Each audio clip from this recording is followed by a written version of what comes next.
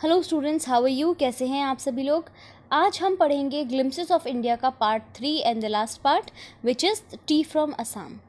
So let's get started. Pranjal, a youngster from Assam, is Rajveer's classmate at school in Delhi. Pranjal's father is the manager of a tea garden in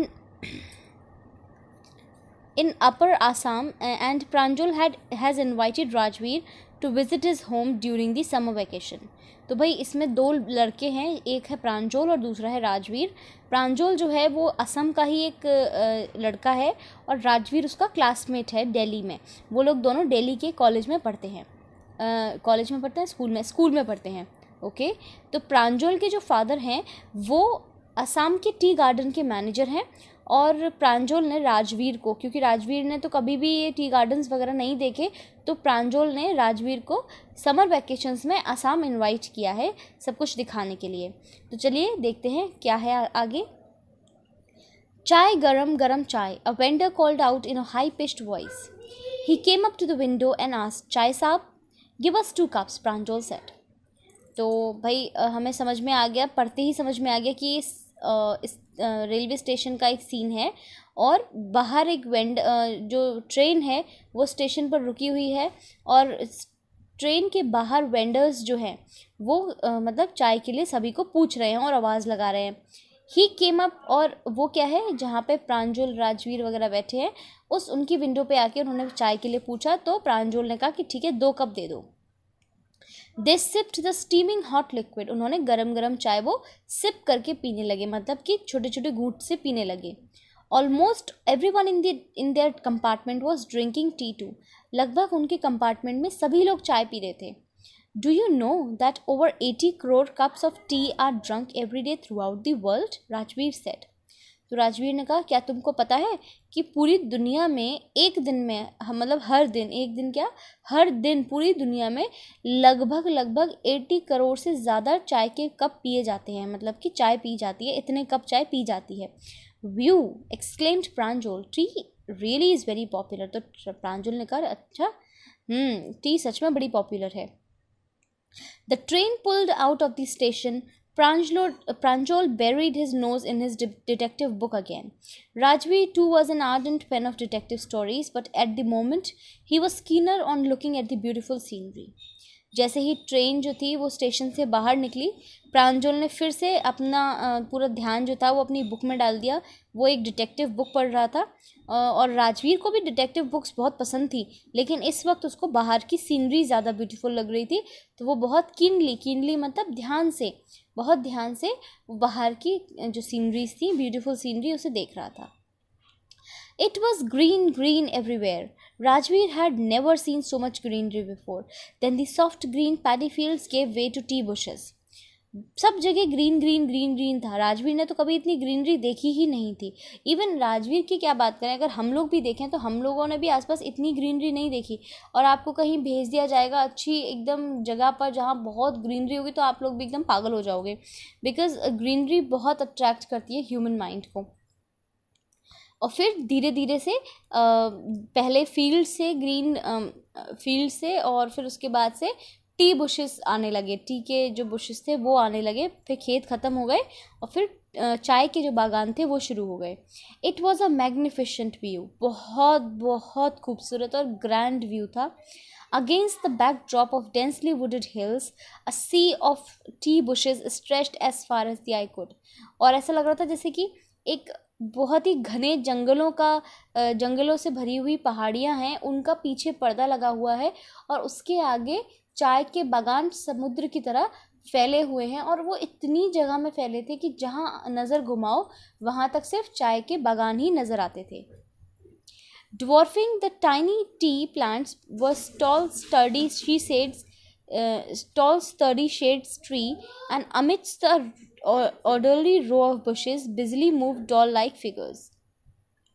Dwarfing the tiny tea plants were और जो छोटे छोटे T के पौधे थे, तो T के पौधे बहुत ज़्यादा बड़े नहीं होते हैं, छोटे छोटे ही होते हैं. और उनको और भी छोटा कौन, ड्वार्फिंग का मतलब और भी छोटा कौन बना रहा था. लंबे ट्री थे जो कि शेडी ट्रीज थे और उनके बीच में से बिल्कुल रोज ऑफ बुशेस थी, जो कि ऐसा लग रहा था कि डॉल लाइक फिगर्स थी, डॉल के जैसे लग रही थी, ऑर्डर में रोज़ लगी हुई थी। आपने देखा ना, बिल्कुल एक कतार में बुशेस को बोया जाता है और फिर उनको देखा, आप जब दूर से देखते हैं तो वो बहुत सुंदर सी लगती हैं देखने में। तो उसी तरीके से वहाँ का कुछ नज़ारा था। In the distance was an ugly building with smoke billowing out of the tall chimneys. और कुछ डिस्टेंस पे एक बहुत ही बेकार भद्दी सी एक बिल्डिंग थी जिसकी चिमनीज में से स्मोक निकल रहा था।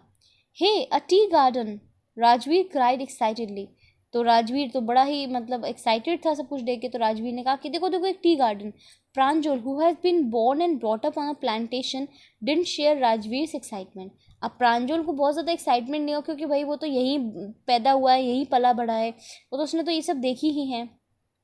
Oh, this is tea country now, he said. Assam has the largest concentration of plantations in the world. You will see enough gardens to last you a lifetime. I have been reading as much as I could about tea, Rajveer said. No one really knows who discovered tea, but there are many legends.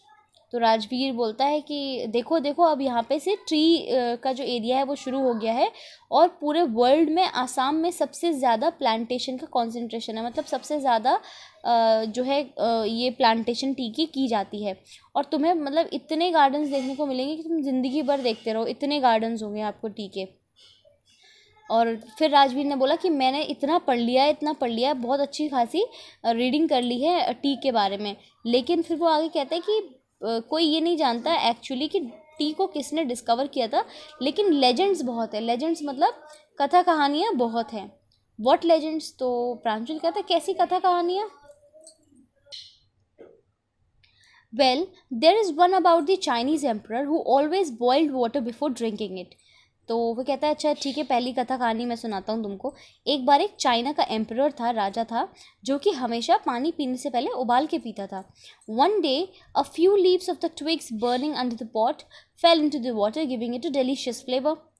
It is said that they were tea leaves. तो उसने बोला कि और एक बार क्या हुआ कि जब वो पानी उबाल रहा था तो नीचे कुछ टहनियाँ जो थी वो जो मतलब आग में जल रही थी, उसकी कुछ पत्तियाँ उस पॉट के अंदर गिर गई, पानी के पॉट के अंदर, और उससे बड़ा अच्छा फ्लेवर आ गया पानी में।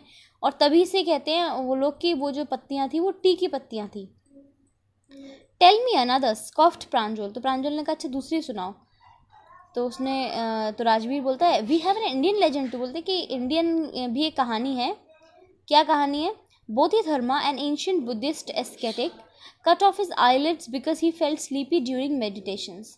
तो उसने बोला कि बोधिधर्मा नाम का एक बुद्धिस्ट था जिसने अपनी आईलिड्स को काट लिया था, क्योंकि जब वो मेडिटेट करता था तो उसको नींद आ जाती थी। 10 tea plants grew out of the eyelids. तो फिर और उसके आईलिड्स के अंदर से क्या हुआ कि 10 टी के प्लांट्स निकल आए। The leaves of these plants when put in hot water and drunk banish sleep। और फिर इन पत्तियों को जब पानी में डाल के रखा जाता था और फिर पीते थे, उससे नींद जो थी वो चली जाती थी। Tea was first drunk in China, Rajvir added. तो फिर राजवीर ने बताया कि टी को शुरुआत में चाइना में ही पिया जाता था as far as 2700 BC। 2700 BC के मतलब पहले की भी बात है, चाइना में ही सबसे पहले टी जो थी वो पी गई थी।